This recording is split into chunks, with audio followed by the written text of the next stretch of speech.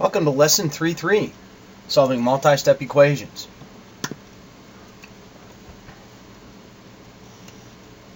To solve multi-step equations, you will undo the order of operations by working backwards. The two steps of the order of operations that we'll be working with are the multiply and divide, then add or subtract. In this particular equation, we have x divided by 3 plus 11 is equal to 29. I like to think of the equal sign as the middle of an equation. It's our balance point. And to solve this particular problem, we first need to undo the addition by subtracting 11. We subtract from both sides because I like to think of it as being fair. Whatever you do to one side, you have to do to the other side. The 11's on the left cancel, leaving us x divided by 3. On the right-hand side, we do the math. 29 minus 11 gives us 18. Then we need to multiply each side by 3. The reason we multiply by 3 is because we have x divided by 3. The opposite of divide is multiply. If we put the 3 over the 1, we can clearly see the 3's are going to cancel each other out, leaving us the x isolated on one side of the equation, and that'll be equal to 54.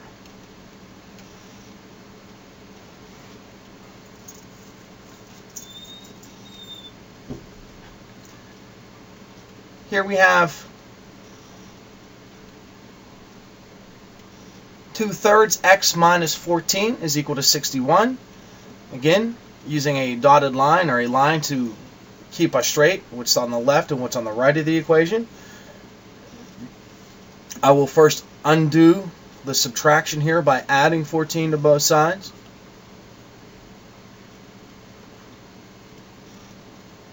The 14's on the left cancel, leaving us the 2/3 x being equal to 75.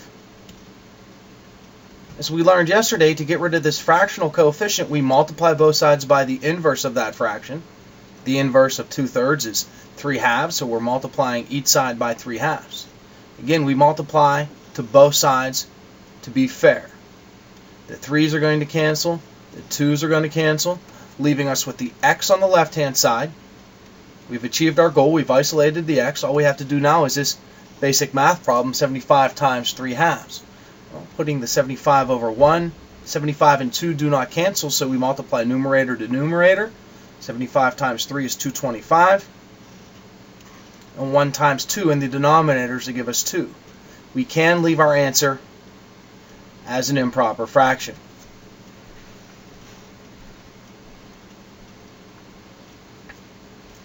This problem is slightly different. There's no fraction to deal with. We're still going to use a line to indicate the middle of our equation. We can see on the left we have an x. We need to isolate it. We have to get rid of plus 15 first, then times -5. We get rid of plus 15 by subtracting 15 from both sides.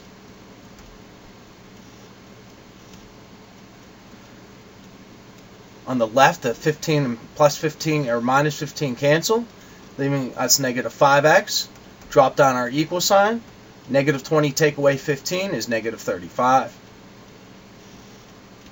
To undo this multiplication, we need to divide each side by -5. Don't fall into the trap that a lot of students fall into. They want to divide both sides by a +5 because that's the opposite of -5. We're not worried about the opposite sign, we're worried about the opposite operation. This is multiply here, so we want to divide each side by the same number, the coefficient. In this case, -5. The -5's divide out on the left. We have isolated our variable x, and -35 divided by 5 is 7. At this point, I'd like to take a moment to show you what I mean by the work for these types of problems. This would be one part of your work, the subtract 15 from both sides, and then the divide each side by -5. That is what I consider the work. I'm not asking you to do the math by hand. You may use a calculator, but you do want to show me how you're getting to where you're getting, what steps you're taking to solve the equation. Example D gives us 7 plus 3x is equal to -11. A common mistake that students make is they want to try to subtract 3 from both sides because it comes second. But notice it's 3 times x. Our variable term is in a different spot than it was previously. We want to eliminate the 7 first by subtracting 7 from both sides. Again, we subtract from both sides to keep things fair. The 7's cancel on the left, leaving us 3x. Drop down our equal sign. Do this little computation. Negative 11 take away 7 is negative 18. Then we'll divide each side by 3. So we end up with our x by itself with a coefficient of 1.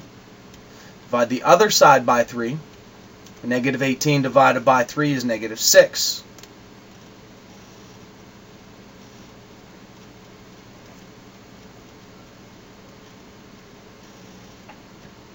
In this example, it's going to take an additional step. All the problems we've seen so far, we've only taken 2 steps. Well, this one's going to take a third step. We would read this problem as 2 minus 3x all divided by 4 is equal to 12. We want to approach this by getting rid of this denominator of 4. We get rid of that denominator of 4 by multiplying by 4. We can put that over 1 and you can clearly see 4 is in the numerator, 4 is in the denominator, so these 4's are going to cancel, leaving us with 2 minus 3x on the left-hand side. We drop down our equal sign. Remember, to be fair, whatever you do to the left, you have to do to the right. So I must multiply 12 by 4 to get 48. At this point, we need to eliminate this positive 2 by subtracting 2 from both sides. When we do that, we're left with negative 3x on the left, and on the right, we're left with 46. One thing I'd like to point out here is how this negative, or this subtract 3x, when I bring it down and eliminate this 2 in front of it, it becomes a negative 3x. Don't forget to bring that sign down as a negative. Next, we divide each side by negative 3, and we write out our answer. Personally, I would leave my answer as negative 46 over 3, or negative 46 thirds. You may change that answer to a mixed number. Setting up your division. 3 goes into 46, and we do the division. 3 goes into 4 once. 1 times 3 is 3. Subtract, you bring 1 down. Drop the 6 down. 3 goes into 16 5 times. 3 times 5 is 15. Subtract, you get 1 left over. So that'll give us 15 1/3. And it will be negative 15 1/3. Or the decimal form of that, 15.3. And we use the bar notation to indicate that that answer, or that decimal, goes on forever.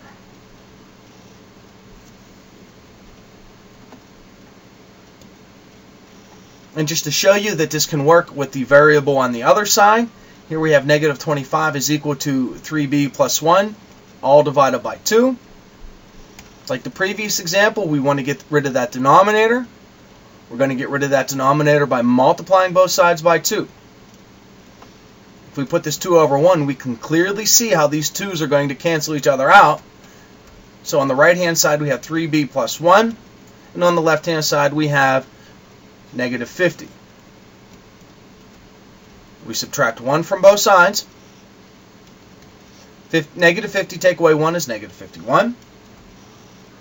And that leaves us the 3b on this side because these plus 1 minus 1 cancel. Divide each side by 3. And we find that negative 17 is equal to b. Now, I like to put my variable first, so we'd have b is equal to negative 17.